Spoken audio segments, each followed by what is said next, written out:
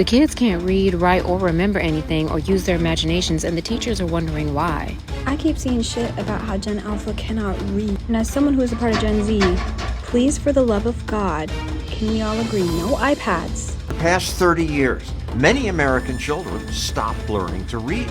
Around 40% of our fourth graders can't read at a basic level. So yesterday I came to the realization my students can't read. アメリカの小学4年生のうち実に 70% が学年相当の文章を読めないという衝撃的なデータが発表されました。スマホもタブレットも持ち、あらゆる情報にアクセスできる世代がなぜか文字が読めないという逆説的な現実が今アメリカで起きています。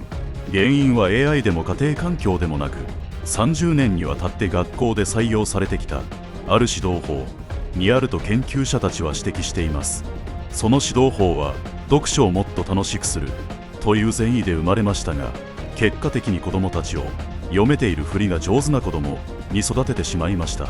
実際に何が起きているのか、アメリカの当事者たちの声で見ていきましょう。The kids can't read, write, or remember anything or use their imaginations, and the teachers are wondering why. Parents are confused with why our children are coming home with these crazy grades or not knowing how to do their homework, so then we can't help them because they don't know how to tell us what the hell they're doing in class. All across the country, we got teachers saying the same thing, that these kids are not in the level or on the level of the grade that they're in, that their handwriting is crazy, that they have zero retention and zero access to imagination. They will practice a subject or a skill the whole week, and then when it comes to testing, the children draw a blank. They don't know.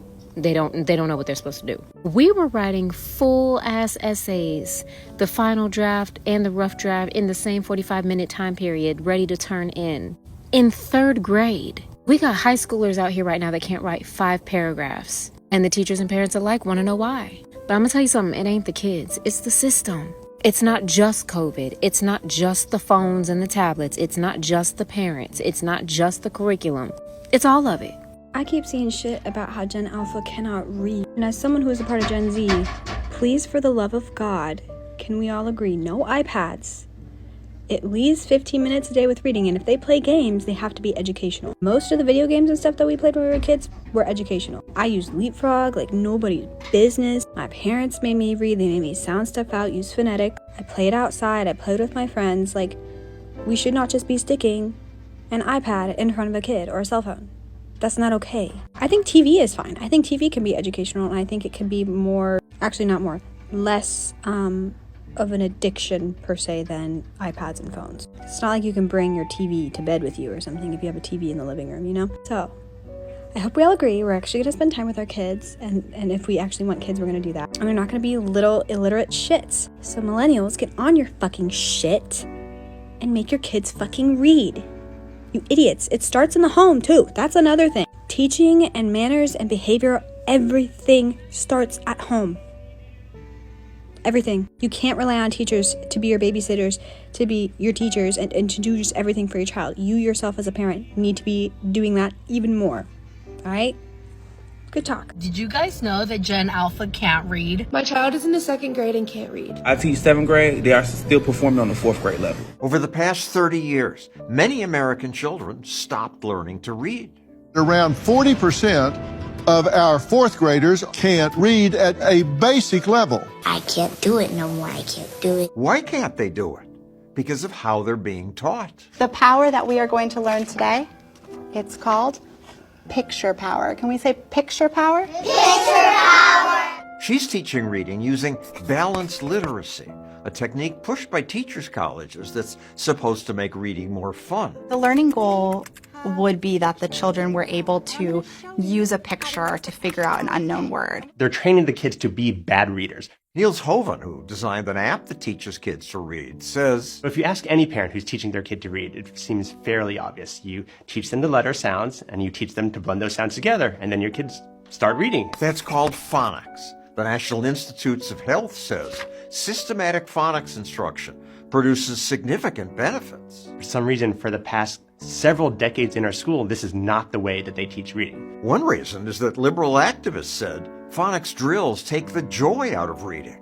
They're so boring. I swear they do a better job than Nembutal, trazodone, and putting children to sleep. This balanced literacy teacher actually discourages her student from sounding words out. Stop doing that. Stop. You can't sound out. I don't know why you started doing that. Instead, the child should look at the picture and try to guess the word. Balanced literacy was widely accepted until 2 years ago when podcaster Emily Hanford released a series called Sold a Story. Parents told her, it didn't seem like they were really teaching them to read. It seemed like they were teaching them to sound like they could read. States quickly started passing new science of reading laws that put more emphasis on phonics. That upsets education professors like Andrew Johnson. I'm a bald-headed liberal, but I've been teaching students how to teach phonics for the last 29 years. Johnson says the balance between phonics drills and real books should be up to teachers. A teacher's job is to help children fall in love with books. Based on the need of the kid, you design instruction. What they've been teaching, he says, was just fine. You don't want the government involved in stuff, right? No. Why are they getting involved in reading instruction? Because you people screwed it up so badly. Oh, me? Education Who are professors. We people? How did we screw it up? I hope they look back and call this the Hanford era. In 10 years, when they see this house of cards come tumbling down, when they see they've wasted billions of dollars on this boondoggle. Some teachers' unions join him in opposing the new laws. I'm impassioned about this because it's a social justice issue. Johnson helped create this journal that publishes articles that say how literacy is taught has everything to do with race, class, and identity. They jingle the keys and say, look it over here. It must be those bad teachers, while ignoring the social things like poverty. Some teachers oppose phonics because George W. Bush pushed it. Can a child read at grade level? If George Bush is telling us what to do, we aren't going to do it. Time magazine quoted teachers who called phonics dehumanizing, colonizing, the man telling us what to do. And it became this holy war. We have all these scientists, all these researchers who are not political, and they've been in the labs, they've been looking at brain scans, they've been looking at rigorous studies, and we know that phonics is the way that kids learn to read. A change in Mississippi provided more evidence. Students here ranked last in reading. But then Mississippi added more phonics, helped kids early, and held back those who couldn't read. Scores shot up faster than in any other state. People call it the Mississippi Miracle. Mississippi went up, and where's your state? Down here, fifth from the bottom. Minnesota dropped because of your bad teaching.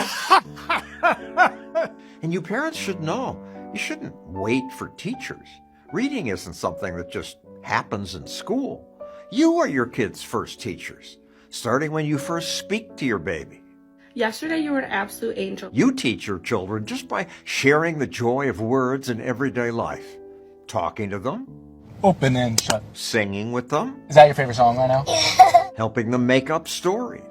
I'm not serious doing this. Okay. A scarecrow. And reading aloud. And think of all the different ways we can show our love. All that helps your kids learn that most important skill. So yesterday I came to the realization my students can't read. That is the tragic truth. That's not good. Sorry. That is a tragic truth. And I struggle with being told that I have to focus on certain standards on grade level text when my kids are not reading grade level.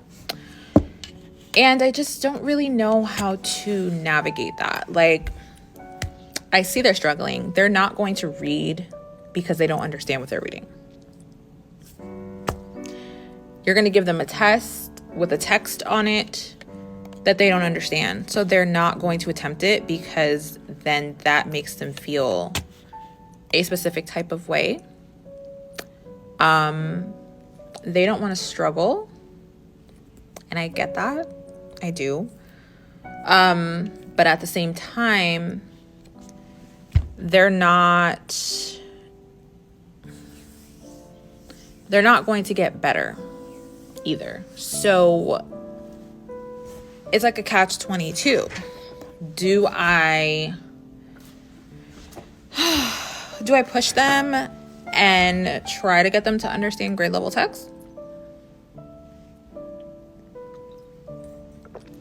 Or do I come kind of down to their level and try to show them the standards on a text they do understand? Like, is that a possibility? Like, I don't know. It's a really difficult decision to make as a teacher, because you're told that they need to be reading grade level text, but at the end of the day, they don't understand the grade level text. So in reality, like, what are we doing, you know?